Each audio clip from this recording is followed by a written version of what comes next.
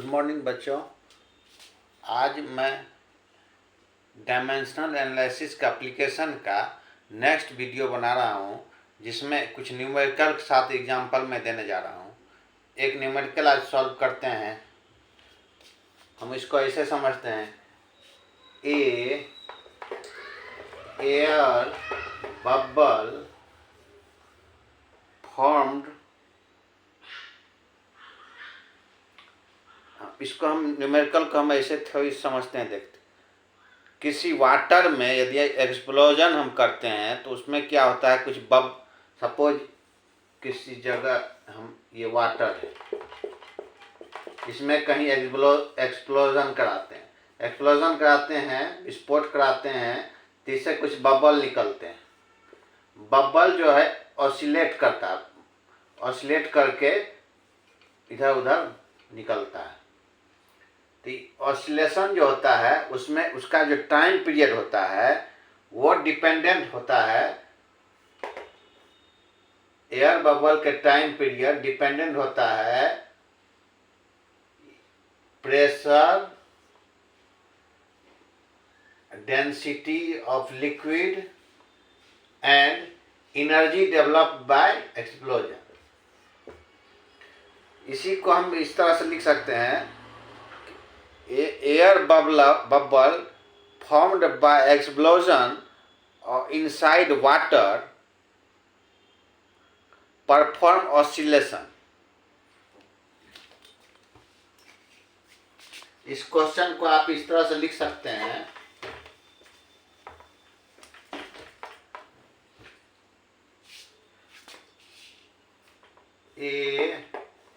air bubble formed by explosion inside water oscillate with time period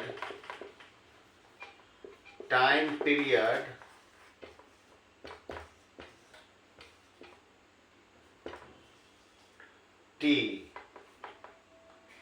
is dependent on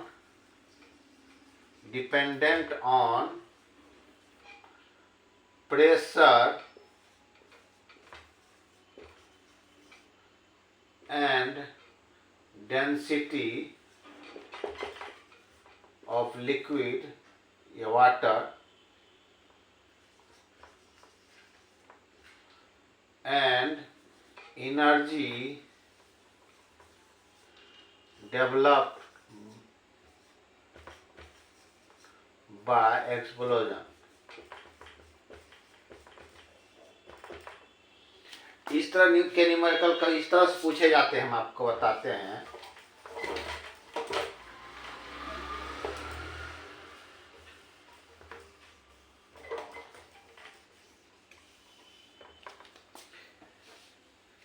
इतना बड़ा question से डरना नहीं है, सिंपल इसको ये समझना है कि जब वाटर के अंदर एक्सप्लोजन होता है तो उससे एयर बबल डेवलप होते हैं और वो ऑसिलेट करता है, कुछ टाइम पीरियड से ऑसिलेट करता है। तो वो जो टाइम पीरियड होता है वो डिपेंडेंट होता है बबल में के जो डेवलप हुआ उसका प्रेशर और डेंसिटी, जो लिक्विड है वाटर है तो वाटर का डेंसिटी, और एक्सप्लोजन हुआ उससे जो एनर्जी डेवलप उसके, ये तीनों चीज के इक्विवेलेंट होता है। पूरे का मतलब सिर्फ यही है कि time period of oscillation of bubble dependent on pressure, density of liquid and energy develop by explosion. आपको क्वेश्चन, इस तरह के क्वेश्चन में क्या क्या पूछे जा सकते हैं मैं बताता हूँ। इसमें आपको दे दिया जाएगा p power a, d power b, e power c। या तो आपसे क्वेश्चन ये पूछेगा, generate relation between time period, power, density and energy. एक क्वेश्चन इस तरह से पूछा जा सकता है। दूसरा क्वेश्चन आपको पूछ सकता है ए बी सी का वैल्यू निकालिए। बात बराबर ही है, दोनों को सॉल्व आपको एक ही तरह से करना, डायमेंशनल एनालिसिस से ही करना। आपको फाइनली ए बी सी का वैल्यू ही निकालना, चाहे आपको रिलेशन पूछे टाइम पीरियड, प्रेशर और डेंसिटी एंड एनर्जी का, या आपको सीधा ए बी सी का वैल्यू निकालना पूछे। ये दोनों को सॉल्व, दोनों तरह से यदि पूछा जाए, दोनों को सॉल्व करना आपको डायमेंशनल एनालिसिस से ही। अब देखते हैं कैसे इसको सॉल्व करते हैं। इससे पहले के हम वीडियो में भी आपको एक छोटा सा एग्जांपल लेके दिखाया था। पेंडुलम का टाइम पीरियड जो होता है लेंथ और ग्रेविटेशनल एक्सीलरेशन पर डिपेंड करता था। उसमें अभी हमने ए बी का वैल्यू निकाल के उसका फार्मूला निकाला था। कैसे टाइम पीरियड ऑफ पेंडुलम का रिलेशन लेंथ और ग्रेविटेशनल एक्सीलरेशन होता है, उसको भी हमने सॉल्व करके इससे पहले वीडियो में दिखाया था। सेम प्रोसेस हम यहाँ भी करेंगे, इसमें डरना नहीं है, बहुत छोटा चीज है, मैं आपको बताता हूँ। इसमें करना कुछ नहीं है, सिर्फ उसी तरह से जैसे इस पहले किए थे उसमें, उसी तरह इसमें भी करना है। लेफ्ट हैंड साइड में क्या है, सिर्फ टाइम है। टी हो गया इसका, आपका टी पे पावर हो गया 1। इस साइड क्या है आपका पावर, प्रेशर। प्रेशर का डायमेंशन हम जानते हैं m L-1 T-2, इस पे पावर a। फिर डेंसिटी का हम लोग जानते हैं m L-Q, L-Q, इस पे पावर हो गया b। एनर्जी का होता है m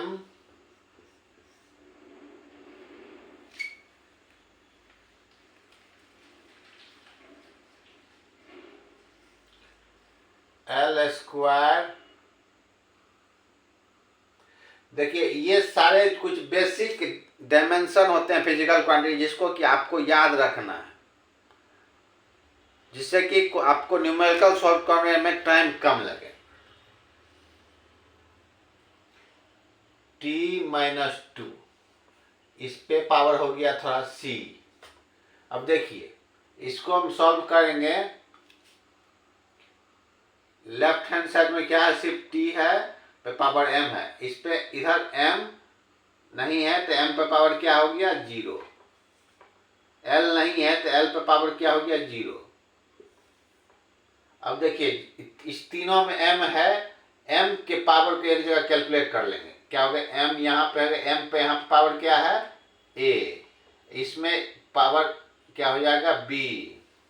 तीनों मल्टीप्लाई में है इसलिए, और यहाँ पे क्या हो गया प्लस c। तीनों में m है तो तीनों के m के पावर को एक जगह कैलकुलेट कर ली। अब दूसरा डायमेंशन है l। l में यहाँ पे क्या है -1, तो पावर हो जाएगा -a। यहाँ पे क्या है -3b हो जाएगा। यहाँ पे l पे पावर क्या है 2c, -2c हो जाएगा।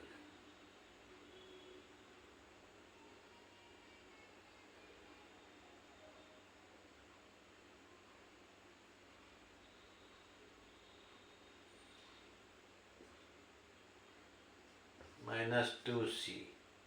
अब देखिए m का पावर सब एक जगह लिख लिए, l का सारा पावर एक जगह लिख लिए। उसके बाद t का पावर देखते, इसमें t क्या है -2a। इसमें t नहीं है क्योंकि डेंसिटी में t नहीं होता है। इसमें जो है -2c। अब देखिए m का पावर सबको एक जगह लिख लिए, l का सारा लिख लिए। अब देखिए इससे क्या हम कुछ इक्वेशन अलजेब्रिक निकाल लेंगे। इसमें 3 इक्वेशन आएगा। देखिए पहला इक्वेशन m का हम निकालते हैं a + b + c। यहां से a + b + c हो गया। इसके इस राइट हैंड साइड में देखिए m पावर क्या है 0, तो a + b + c = 0। फिर दूसरा l का लेते हैं, l का लिए तो क्या हो गया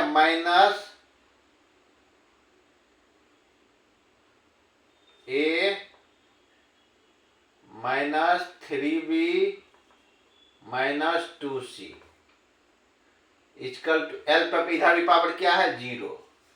तीसरा इक्वेशन क्या हो गया टी वाला, तो इस क्या हो गया -2a, यहाँ से -2a -2c इक्वल टू इधर पावर क्या है 1। तो इससे को सिंप्लीफाई करेंगे तो क्या हो a plus C equal to -half. a plus C का वैल्यू आ गया हाफ। अब देखिए इस तीन इक्वेशन से हम a b c का वैल्यू निकालेंगे।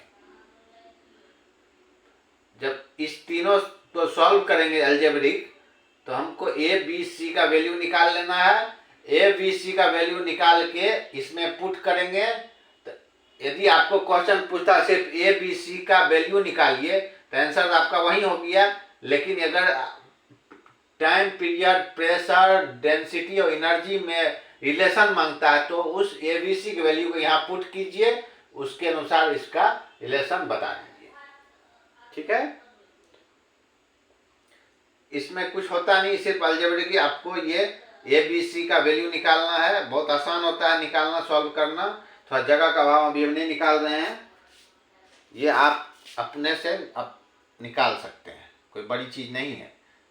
आपका इक्वेशन क्या क्या है, a plus B plus C equal to 0, -a -3b -2c equal to 0। यहाँ हो गया a plus C equal to -half. इस a प्लस सी का वैल्यू यहाँ रखिएगा तो b का वैल्यू आ जाएगा हाफ। सिंपल है, यहाँ b का वैल्यू आ गया आपका हाफ। फिर b का वैल्यू निकल गया, फिर b का वैल्यू इसमें पुट करेंगे। फिर c के जगह एक फॉर्म में यहाँ लिख देंगे, तो a का वैल्यू यहां से निकल जाएगा। आपको मैं सॉल्व करके बताता हूं।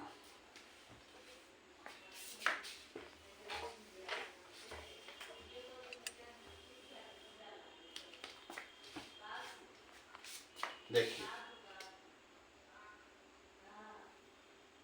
फर्स्ट इक्वेशन में फर्स्ट इक्वेशन से b का वैल्यू क्या निकाले हाफ। अब थर्ड इक्वेशन, सेकेंड इक्वेशन में, इस वाले इक्वेशन में हम b का वैल्यू पुट करेंगे और c का वैल्यू पुट करेंगे। देखिए तो क्या हो जाएगा -a -3/2, क्योंकि b का वैल्यू हाफ रख दिए यहाँ पे, 3/2 हो गया। और उसके बाद -2c की जगह हम क्या लिख देंगे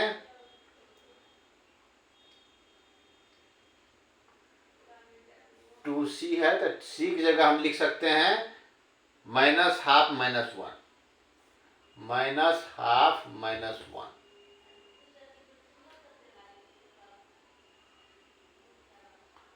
सॉरी -a इक्वल टू 0। देखिए यहाँ पे अननोन वैल्यू क्या है, सिर्फ a है और a है। इसको सॉल्व करेंगे जिससे a का वैल्यू निकल जाएगा, b का मुझे पता है, a का निकल जाएगा, तो c का निकालना आसान हो जाएगा। इसको आप सॉल्व कर सकते हैं इजीली। यदि इस तरह का क्वेश्चन आपसे पूछा जाए न्यूमेरिकल में, तो आपको आसानी से सॉल्व करना कुछ है नहीं, सिर्फ a b c का वैल्यू निकालना है और उसको पुट कर देना है। ठीक है, और कुछ और न्यूमेरिकल के साथ हम नेक्स्ट वीडियो में आएंगे, जिससे और कंसेप्ट आपका क्लियर होगा। ठीक है, थैंक यू।